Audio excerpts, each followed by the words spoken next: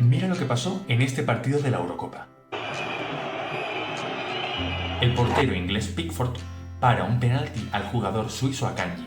Podríamos decir que el portero adivinó hacia dónde iba a lanzar el penalti, pero al día siguiente descubrimos que en verdad había estudiado muy bien la velocidad a la que lanzaban los rivales. Y es que, aunque solo veas escrito izquierda o derecha, estos datos forman parte de la velocidad. Y es que la velocidad es una de esas magnitudes físicas que llamamos vectoriales.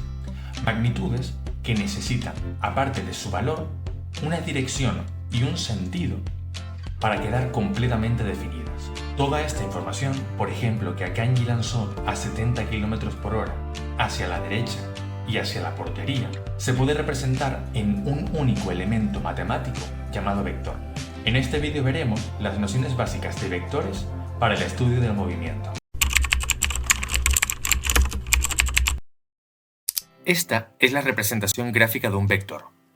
En él podemos encontrar los siguientes elementos: un punto origen, un punto extremo, la dirección del vector, que es la de la recta que lo contiene, el sentido, determinado por la punta de la flecha, y el módulo, que es la longitud de este segmento orientado. Si bien podemos extraer mucha información y hacer operaciones con los vectores expresados de esta forma, gráficamente, lo más conveniente suele ser expresarlos en forma matemática. Para ello, vamos a representar este vector con la letra U con una flechita encima. Este vector U se puede descomponer en sus componentes, las cuales llamamos U sub X, U sub Y, y ponemos entre paréntesis y separadas por una coma.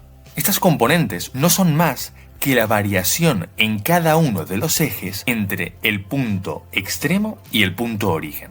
Veámoslo gráficamente. Estas componentes corresponden a las proyecciones del vector sobre el eje X e Y.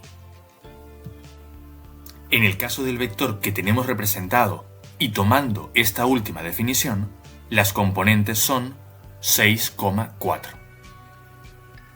¿Qué ocurre si, como en este caso, el vector no tiene origen en el sistema de coordenadas? Bueno, pues comenzaremos por determinar las coordenadas de los dos puntos, el punto origen y el punto extremo. En este caso el punto A es el punto 1, 2 y el punto B 5, 5. De esta forma, las componentes del vector V se calcularán como la diferencia entre las coordenadas del punto B y el punto A, es decir, 5 menos 1, 5 menos 2, resultando 4,3. Esto lo podemos comprobar gracias a la definición gráfica que vimos antes. Y, efectivamente, vemos que las componentes v sub x y v sub y coinciden con las proyecciones del vector en cada uno de los ejes. Ahora te planteo otra pregunta. ¿Podemos, a partir de las componentes del vector, determinar la longitud del mismo, es decir, el módulo? Sí, lo vamos a hacer a partir del teorema de Pitágoras. Este teorema nos decía que, dado un triángulo rectángulo, existe una relación entre la hipotenusa, que es el lado opuesto al ángulo recto, y los catetos. Esta relación era la suma de los cuadrados de los catetos es igual al cuadrado de la hipotenusa. Bien, veamos que nuestro vector es la hipotenusa de un triángulo rectángulo cuyos catetos son las componentes del mismo. De esta forma, dado que conocemos ambas componentes, es decir, las longitudes de los dos catetos del triángulo, podemos calcular el módulo del vector a partir del teorema de Pitágoras.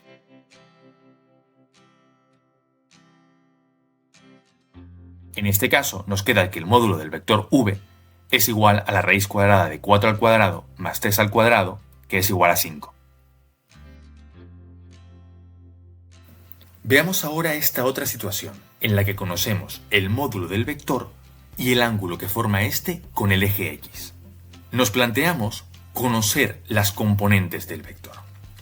Para ello comenzaremos por dibujar el mismo triángulo rectángulo que vimos antes, compuesto por el módulo del vector y ambas componentes. Ahora lo que haremos será identificar cada una de las componentes del vector con los catetos de este triángulo rectángulo referidos a alfa, y hacemos uso de las definiciones del seno y el coseno. De esta forma, el seno de alfa es el cateto opuesto partido de la hipotenusa y el coseno de alfa es igual al cateto contiguo partido de la hipotenusa. Si en este triángulo la hipotenusa es el módulo del vector, el cateto opuesto es la componente y el cateto contiguo es la componente x, podremos despejar y obtener así las componentes u sub x y u sub y del vector. En este ejemplo, el vector u quedará como el módulo del vector 5 por el coseno del ángulo 45, 5 por el seno de 45. Si calculamos, nos quedan que las componentes son 3,54, 3,54. Veamos ahora la situación inversa, en la que conocemos las componentes del vector y queremos conocer el ángulo que forma con el eje x. Para ello haremos uso de la definición de tangente, de forma que la tangente de alfa es igual al cateto opuesto partido el cateto contiguo, o, equivalentemente, al seno de alfa entre el coseno de alfa. En nuestro triángulo rectángulo sabemos que el cateto contiguo es la componente v sub x y el cateto opuesto es v sub y. Ambos valores son conocidos y lo que nos interesa es conocer el valor de alfa. Por ello, hacemos la función inversa a la tangente, es decir, la arcotangente, de forma que alfa sea igual al arcotangente de v sub i partido v sub x. En nuestro ejemplo quedará que el ángulo que forma el vector v con el eje x es igual al arcotangente de 3/4, es decir, un ángulo de 36 grados y 52 minutos. Una vez ya hemos visto toda la información que podemos extraer de un vector, ya sea a partir de su expresión gráfica o analítica, pasemos ahora a las operaciones que nos interesan entre vectores. Comencemos por la suma de vectores. En este caso planteamos la suma de un vector v y un vector u. Esto se realiza analíticamente de forma muy sencilla y es sumar componente a componente.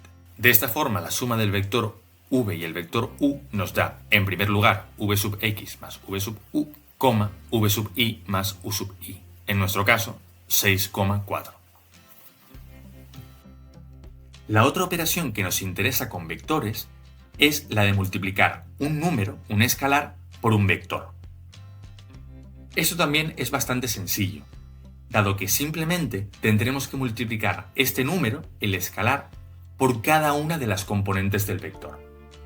Es decir, la multiplicación de a por el vector v nos da a por v sub x, a por v sub i. El resultado, evidentemente, también es un vector. Un vector que ha multiplicado su módulo, su longitud, por un factor a. En el ejemplo veamos el resultado de multiplicar a igual a 2 por el vector u. Nos queda un vector de componentes 8,6 y cuyo módulo es el doble del vector.